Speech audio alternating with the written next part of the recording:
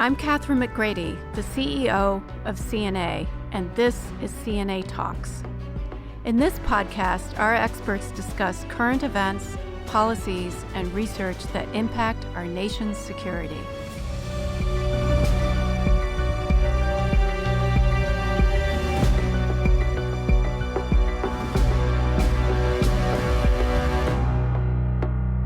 Welcome to CNA Talks, episode 108. I'm Angie Groot, a senior research scientist within the CNA Institute for Public Research. Today, we are talking about innovative approaches to supporting survivors during disasters, particularly when supply chains for food, water, and other critical commodities are disrupted. Our guests are two emergency management leaders from the Puget Sound region, Jason Biermann, Director of the Snohomish County Department of Emergency Management, and Jody Ferguson, Director of the Pierce County Department of Emergency Management. Jason and Jody, thanks so much for being here. Before we begin, can you tell our listeners about your backgrounds? Jason, we can start with you. Sure. Good morning, and thanks for letting me join. My background is pretty diverse. I am currently the Director of the Snohomish County Department of Emergency Management and have been with that department for 12 years, the last 6 as the director. But I've also been part of the military. I spent about 29 years between the active duty Army and the Army Reserve. And I spent some time in and among that as a firefighter and medic. Came to the Puget Sound, like I mentioned, about 12 years ago, and have been connected with great people like Jody and others around the region, and have really tried to advocate for a lot of the regional work we've been doing. Hi, Angie. I'm Jody Ferguson, and I have actually been in local government for coming up on 32 years. 21 of that has been spent in emergency management, and most of that has been with Pierce County. I did take about 4 years where in one of those years, I went to FEMA headquarters as part of a fellowship through the Naval Postgraduate School. And I also spent some time in King County as the deputy director with their emergency management program, and then came back home to Pierce County where I started my career.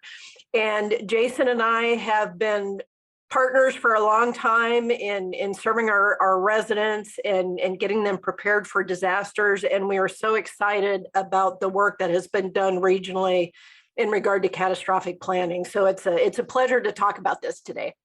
Thank you so much. Well, it's a pleasure to have you here. We invited you here because, as you've just been describing, you've really been leading an interesting evolution in how we support survivors during catastrophic events. Jason, can you tell us a little bit about this and how you have come to think about supporting survivors? There has been regional catastrophic planning through FEMA's Regional Catastrophic Planning Grant Program happening in the Puget Sound since about 2008 or 2009. For me, and how that sort of framed where we're moving toward, it became pretty evident pretty early on that we sort of struggled to think of catastrophe at a scale at which it happens. So sort of thinking beyond our normal disasters.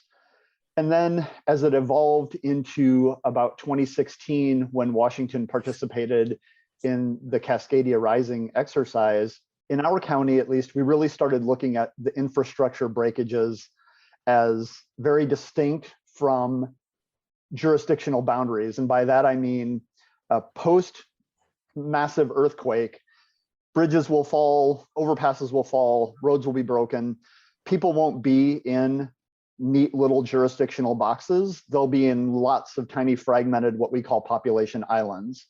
So then when we started thinking beyond that, it was, where are those islands of population that are always in need, that are already in need before the catastrophe even happens? So we started narrowing down more and more to get to equity, to get to how people who are already challenged every day have to have access, and how we have to prioritize those people who are most at risk, rather than this idea that we'll just get to everyone. And that sort of creates the last link, because part of their day-to-day challenges, they may not have access because they may be in a food desert. They may simply not have the economic means or the transportation means to get to food. And so it really became this idea of, let's within 5 years or so describe where people really are, who are most challenged, prioritize getting food to them most at risk, and then bring our private sector partners at the forefront of the challenge so that instead of it being this massive governmental response to get to everyone, it's leverage the awesome work that our private sector partners do every day. They'll come in, they'll do a lot of heavy lifting, they'll bring a lot of things in if we help facilitate that. And then we as a government can really prioritize how do we get to the people who are most at risk instead of assuming that we're going to somehow be able to get to everyone. So you're suggesting that the desired outcome you're trying to achieve has shifted from trying to deliver food to all people to really ensuring people who have the most need have access to that food. That's a much broader framing of what you're going for. It is in the sense that we are trying to create access. And yes, that's much more difficult, but it also, again, allows us to prioritize our efforts as government and then leverages this massive supply chain ecosystem that exists and operates every day through disruptions and challenges, and really puts the majority of that firmly in their hands because they're really great at it. And then, like I said, yes, it's more difficult to provide access, but it allows us to prioritize our work in that space instead of trying to provide to everyone kind of writ large. Let me shift gears slightly to make sure we understand the context in which you're applying this creative approach. I know you face some pretty significant risks in the Puget Sound region. Jody, can you provide some background for our listeners on the kinds of potential consequences you're worried about? I'm happy to. When you look at the Puget Sound region, as Jason described, for most of the region, we have 20 plus hazards we worry about, but I'll just focus on the top three. And I think it's consistent for Jason's jurisdiction as well as mine, where you're looking at threats like earthquake, floods that we've experienced this year. And we even have volcanoes in our jurisdiction. So these are all hazards where the typical wave of the bad day happens, the bad thing goes away, and people can rebuild and try to get back to some kind of normal state. But for a lot of these hazards, the impacts could be permanent. For example, with the volcanic eruption and the subsequent impacts, you could have entire cities that can never be cities again. And you have residents that may never go home again because they can't rebuild in the area that's impacted. So if you just take those risks, and just think about life is tough enough for our most vulnerable residents. You put disasters like those on top of that, and it's exponentially worse. It's horrible for everyone, but it's exponentially worse for those who are most vulnerable. So you think about some of the consequences. We already have school districts, for example, where the entire district is on free lunch. And a lot of times this is the only food that children get is through our school systems.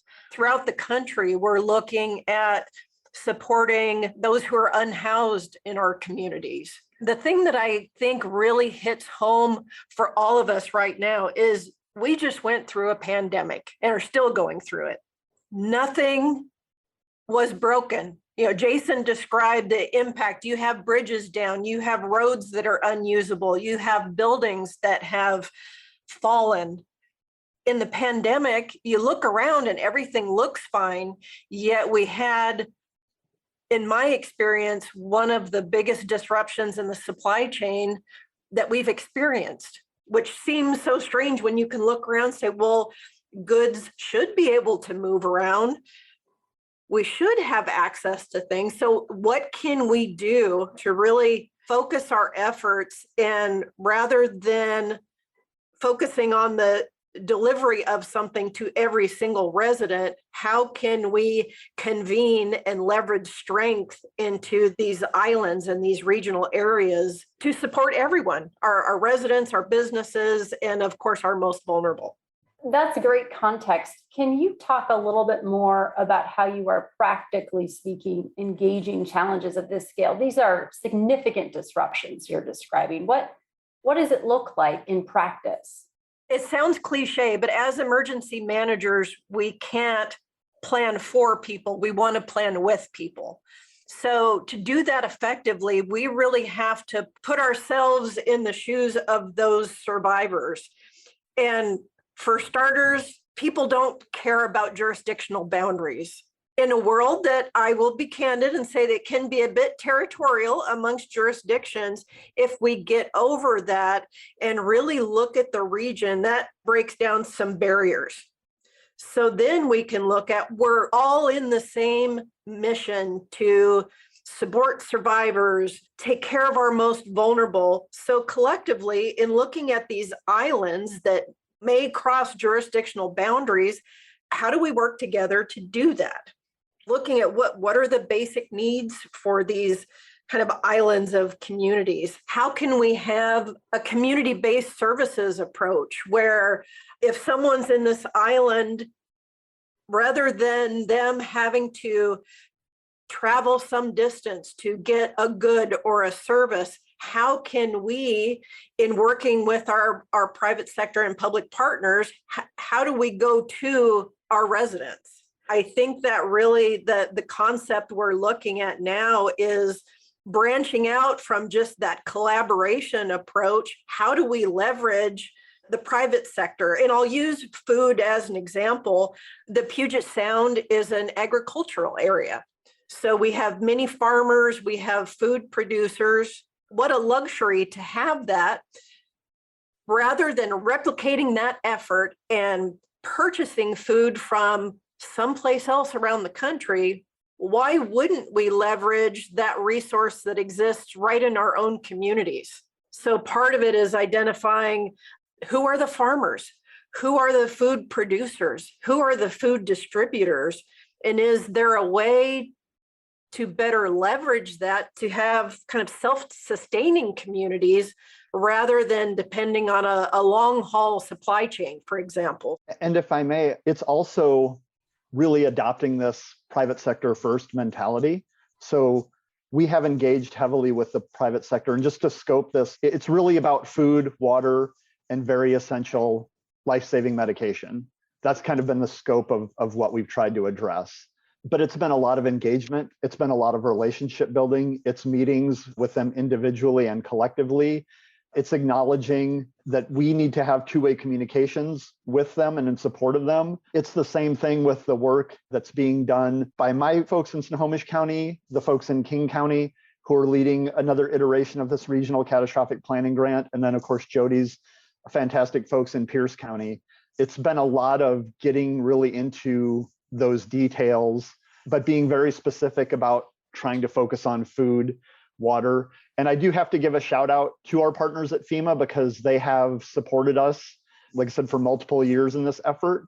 And I think that that's been instrumental in how we've been able to do this, them bringing the funding support to our jurisdictions to allow us at our level to really engage directly with some of these large food corporations and how do we help facilitate their ability to get back into action and then allow us to focus our efforts on getting access to the smaller groups, either through providing them food and water ourselves or the body of work Jody's group is doing. How can we leverage locally produced food and maybe move it locally or regionally instead of what normally happens where it gets supplied to the nation. So you've been leading this sort of innovative approach to supporting survivors, really leveraging the private sector, working much more closely with them than government perhaps typically does for several years now. And I'm just curious, how has this sort of approach influenced your response to the COVID-19 pandemic in the region? We utilized it during our COVID response. Part of this is using comprehensive data analysis of socioeconomic factors, of distances to known grocery stores. It is transportation information because transportation challenges. And so in terms of how it's impacted our COVID response up in Snohomish County, our real world example is a program that we call Nourishing Neighborhoods. And it really focused on, we used that analysis to identify the most challenged neighborhoods. We applied this analysis, we identified these neighborhoods, and then we went about procuring food in support of them. Some of that is food that we purchased. Some of that food we purchased, we actually got from local agricultural folks within Snohomish County who wanted to contribute, had food that again was challenged to move around because there were big disruptions to the supply chain. So we were able to leverage things within our county to actually bring food and deliver it at a neighborhood scale to our most at-risk neighborhoods.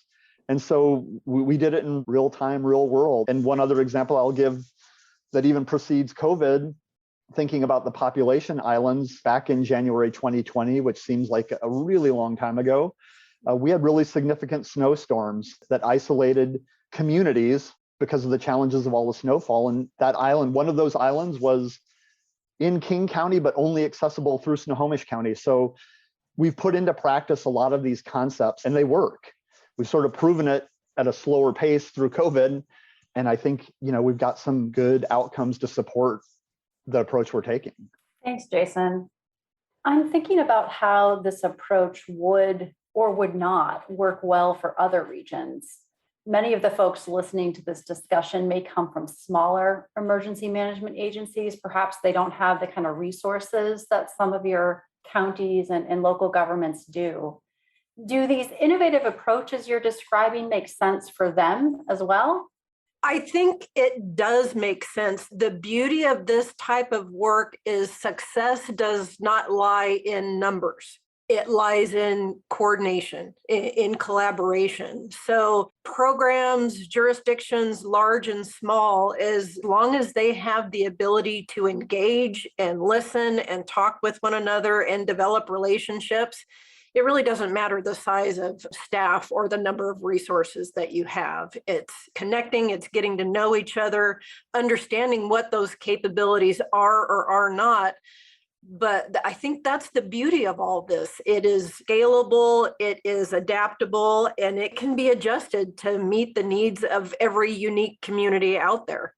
And Angie, and I would say it even makes more sense for a smaller emergency management office or smaller jurisdiction, because again, we can sort of step back from the traditional doctrinal model of cities ask counties, who then ask the state, who then ask the federal government, and actually just go, so how do we empower these businesses that operate in our community every day? How do we maximize their ability to do the work that they're doing every day?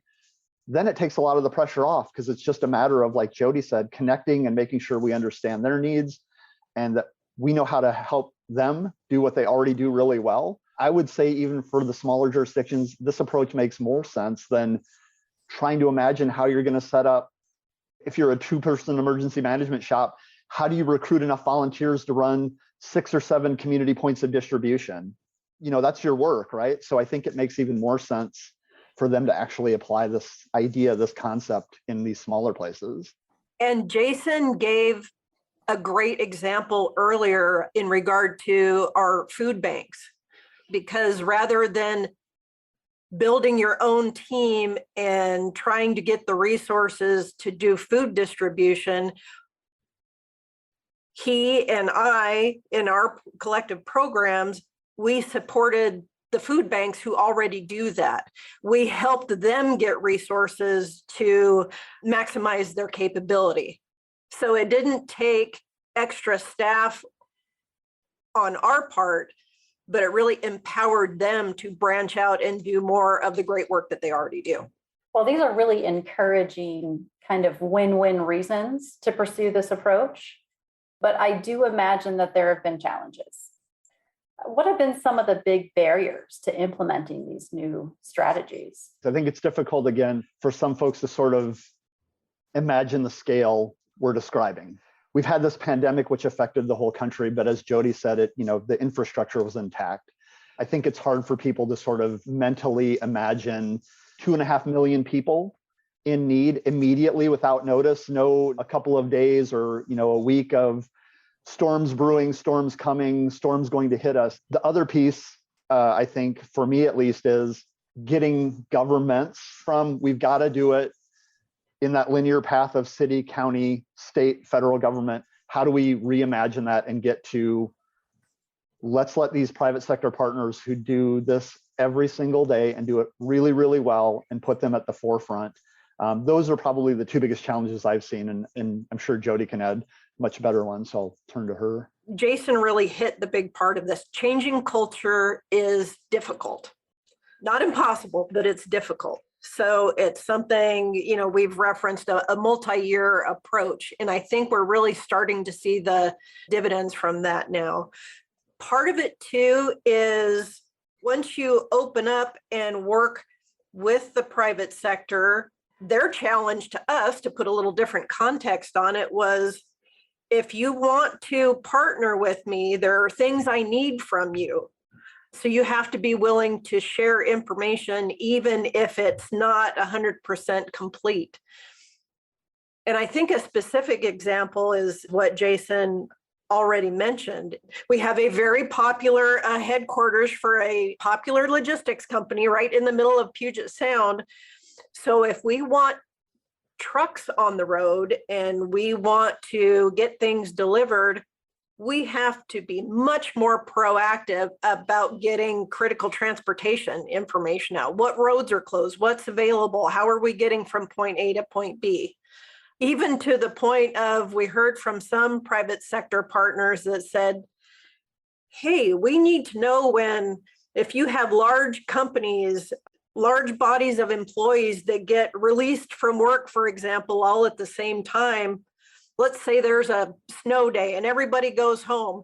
Well, that puts thousands of people on infrastructure on which the logistics people will rely. So it's that sharing of information and having this kind of common operating picture that's a big challenge for us.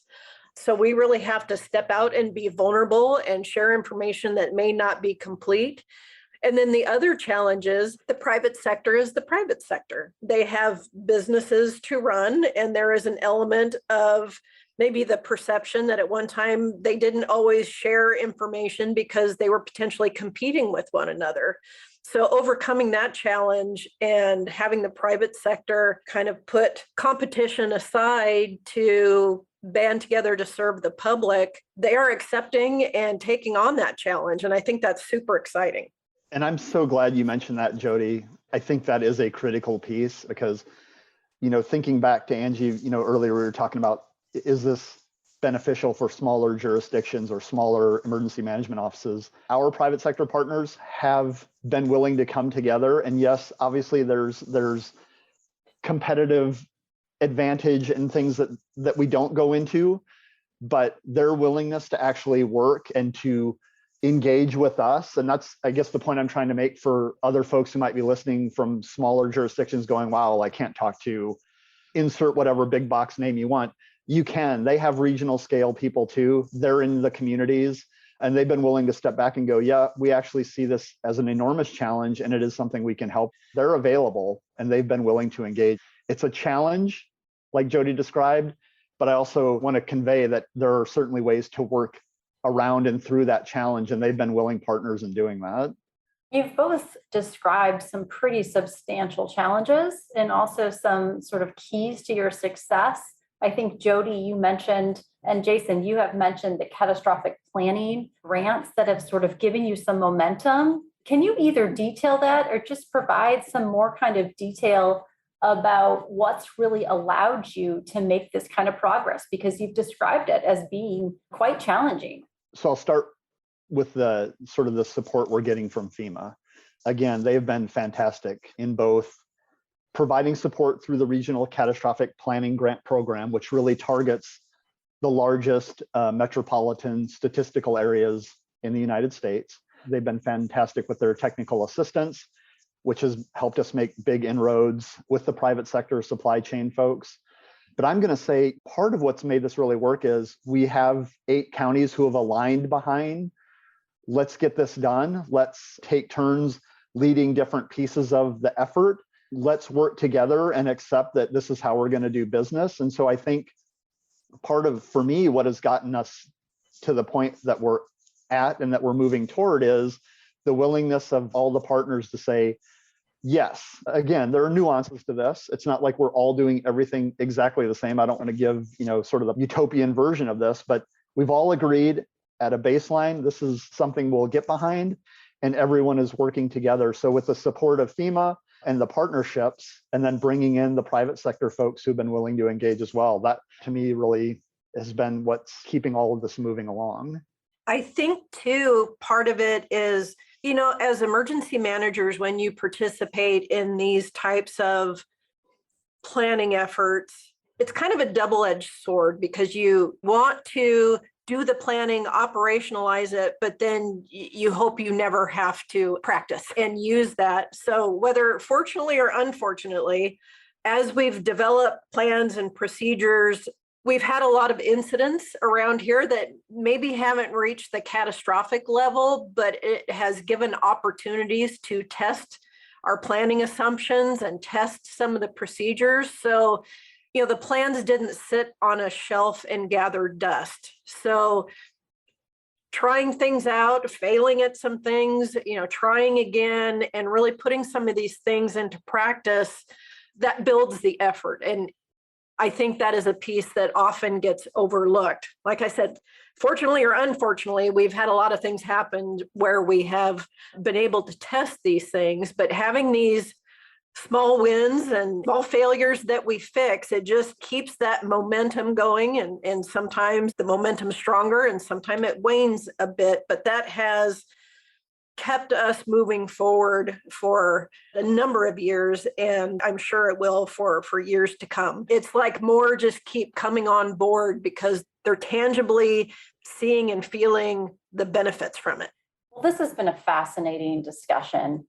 Before we close, I'm curious, where are you working now? Where do you see this going? You've described the momentum that you've increasingly seen. How are you going to use that next?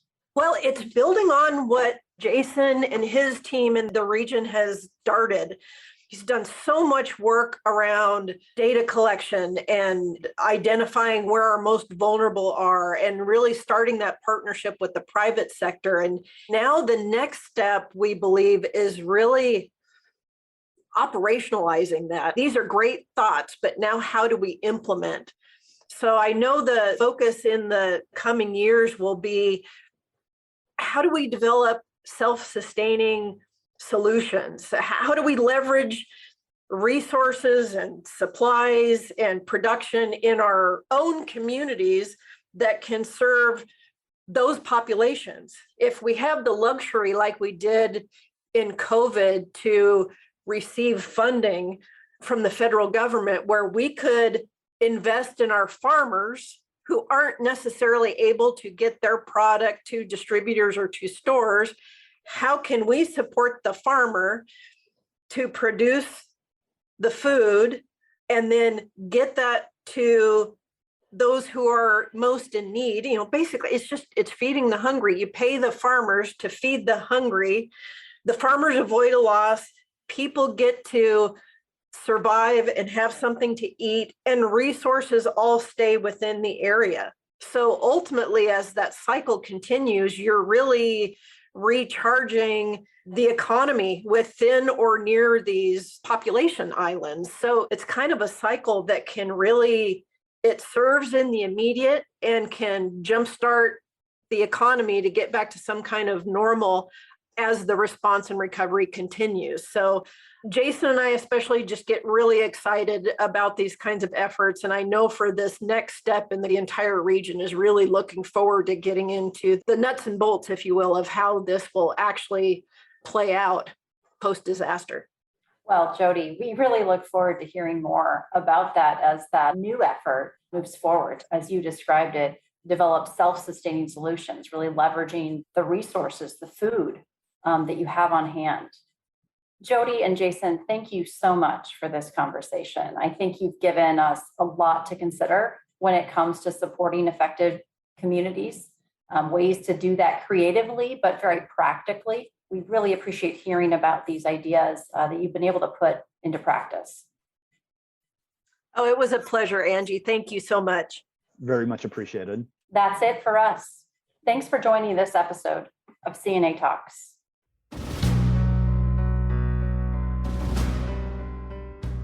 Thanks for listening to CNA Talks. The views expressed are those of the commentators and do not necessarily reflect those of CNA or any of its sponsors. CNA Talks is produced, edited, and mixed by John Stimson. Our theme music is by Edward Grenga. If you enjoy our show, we'd love if you could give us a 5-star review on Apple Podcasts and tell your friends about us. Thanks again for listening, and we'll see you in 2 weeks.